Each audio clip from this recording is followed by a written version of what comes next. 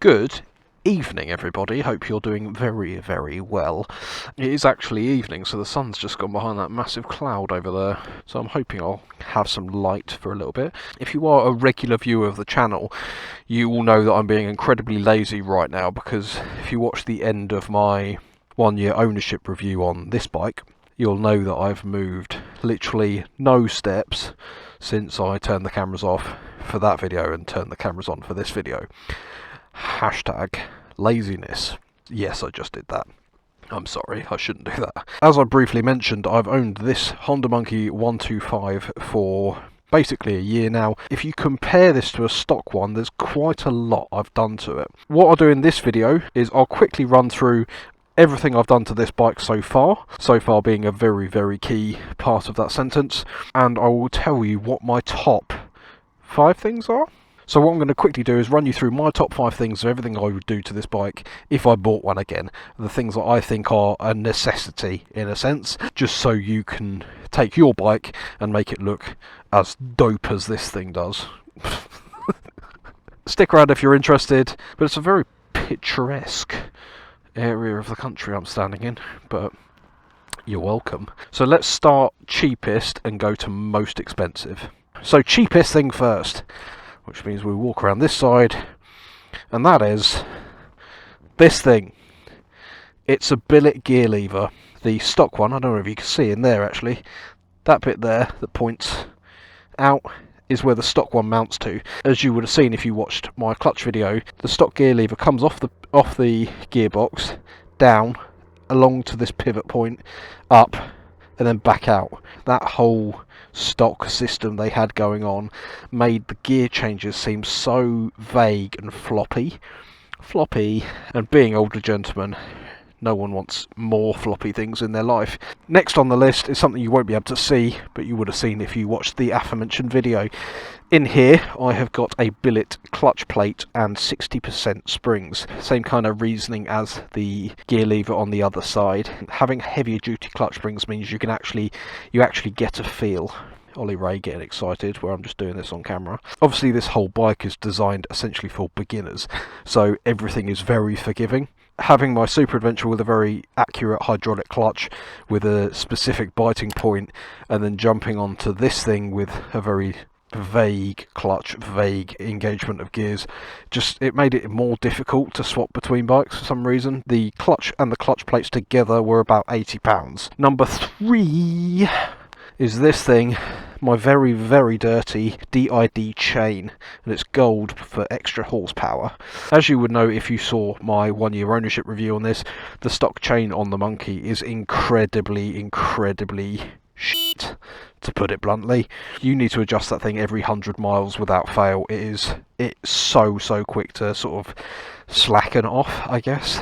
This is a DID chain. I think it cost me about £90, or it might have been 120. It was one of the two, I can't remember. It hasn't been adjusted for like 2 months. I can leave it for sort of 300 or 400 miles without adjusting it, and it's fine. Next thing is the Scorpion Red Power exhaust. The stock bike sounds a little bit like a sewing machine. It's not the end of the world. This bike is very small anyway, so being seen on the road is quite a key thing for me. So having an exhaust makes the bike a little bit louder, which means you're more likely to be heard and then in turn seen. This has got a baffle which is currently in. I have taken it out and it's quite loud, but it's not that bad. But I'm talking completely at normal volume right now, and when you rev it, it does sound quite nice. I mean, it's a 125. It is difficult to sort of make it sound good. It does pop and bang a little bit as well, which is great, but that's more of a fueling issue rather than anything else. I didn't have to remap or do anything to the bike for that. The reason it does overfuel a little bit is because I've also got an aftermarket air filter in there as well, which means it runs a little bit rich. I think I paid 350 quid for it. It's only 420 or 480 or something like that, brand new. It's quite an expensive exhaust, but if you compare that to the 900 100 odd pounds for the Yoshimura, which is way too loud in my opinion. Number 5, my final point, definitely something I would do again. It's not a necessity. Joe hasn't done it on his and he finds it fine. I take this bike, as you can tell by the state of it, I take this bike off-roading quite a lot. Upgrading the suspension was an absolute must. I've done a video on this on my channel, but I have got the YSS G Sport rear shocks. These are piggyback shocks. They look the dog's danglies. That red and black matches the exhaust really nicely as well. They've got rebound and compression damping. On the website you have to essentially state what weight you want them for, and whether you want them for like racing or road use or whatever. These are set up for race use and for 110 kilos. The reason for that is because A, I was very much planning on jumping the bike, and B, I personally weigh like 93 to 95 kilos. That plus my gear plus any luggage that I wanted, around 100 to 110 kilos is pretty spot on for me. When I don't have luggage and whatever, having that little bit firmer suspension allows me to jump the bike without it bottoming out at all. They have been around the ABR festival at full speed. They have been jumped and all sorts of stuff, and they have never ever bottomed out, which is brilliant. Shortly after ABR, I replaced the internals of the stock shocks. You might be able to see on the top there the little YSS logo. The whole cartridge kit and everything has been replaced with slightly heavier duty oil as well. I think the cartridge kit in the front cost me about 150 quid with the oil. The rear shocks were about 380, so they were bloody expensive, but you know, I personally think that is well worth it. Front and rear on that makes it corner way better. You don't need to do it if you're just going to use it for road use. You can spend 50 quid on front springs and 20 quid on heavier weight oil and 100 quid on rear shocks. You can also spend like 900 pounds on rear Öhlins shocks, but all I would do is make sure you spec front and rear for the same weight, so at least you've got the same sort of compression ratios and whatever. So there you go, there is the top 5 things that I would definitely do to this bike again. I will quickly just run through every single thing I've done on this bike so far, just so if you want your bike to look as awesome as mine does, you can do so. We'll start at the front, at the bottom, and work our way back. I'll probably forget something. Not really a modification, but I've got these Kenda big block tyres on. They were about 80 quid. I think full price they're about 120 quid, but yeah, 80 quid for a set of tyres is ridiculous. I have got these, which are their metal branded stanchion protection. There's plastic ones of these that come as factory, but I think the metal ones look way better. They've got a little banana in them as well. I don't know whether you can even see that. I mentioned the front suspension, Denali Sound Bomb Mini on here because it's just funny that it's so much louder than stock. Cheap Amazon special bark busters, can't remember how much they were, I think they're about 50 quid. They're a metal backbone that runs around this, and then they've got a plastic sort of cover. I've got these which are CNC'd bar end mirrors, which basically mount in the end here. These were also super cheap off of Amazon. I think they were about 30 something quid. I find the position of these makes them so much better to actually see out of, whereas the stock ones I felt were just full of arm. As you can probably tell by that big thing here, I have heated grips on from Oxford. They're the premium adventure ones, I think. They have that kind of pattern.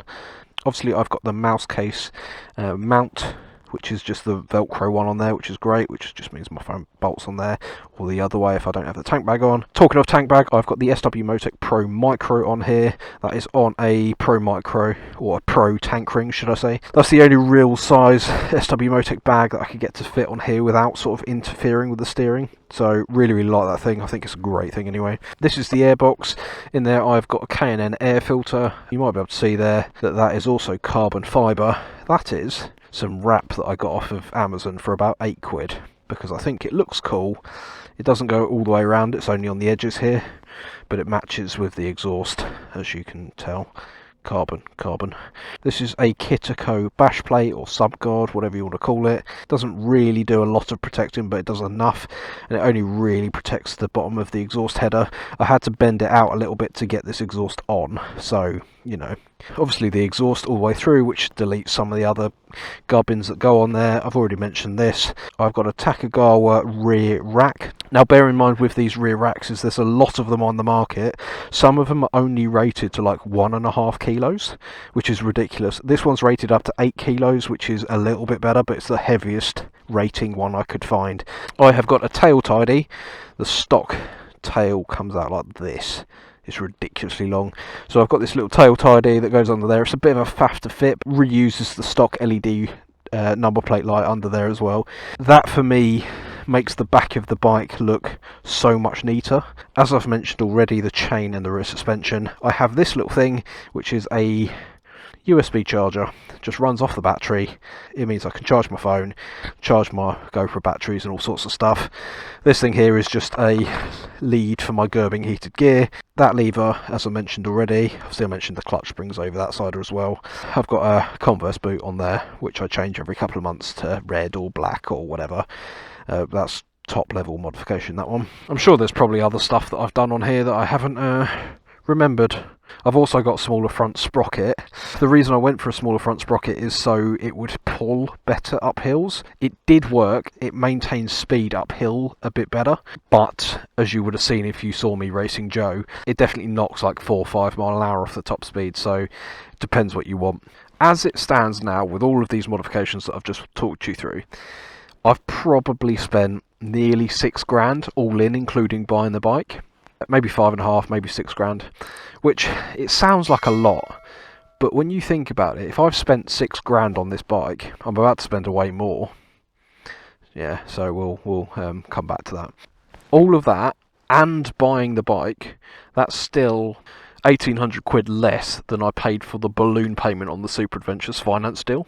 So if you're not aware, basically if you take a PCP deal, you pay a little bit of a deposit, you pay a lower monthly payment for 2 years or 3 years or whatever, and then you have a balloon, which is basically the final amount of what you have to pay to buy the bike outright if you wanted to. Most people trade their bike in and just get a new one. I didn't. I bought my bike outright, but that was £7,800 or something along those lines, which is 1,800 quid more than this entire bike with all the modifications I've done to it. And it'll still be cheaper than when I've finished the bike. You are doing it to a 4 grand bike and the money is definitely lost, but at the same time, sod it. You only live once, bro. That's all the modifications I've done to the bike, along with my top 5 that I'd definitely do again. I'm going to go because my hands are getting proper super cold now.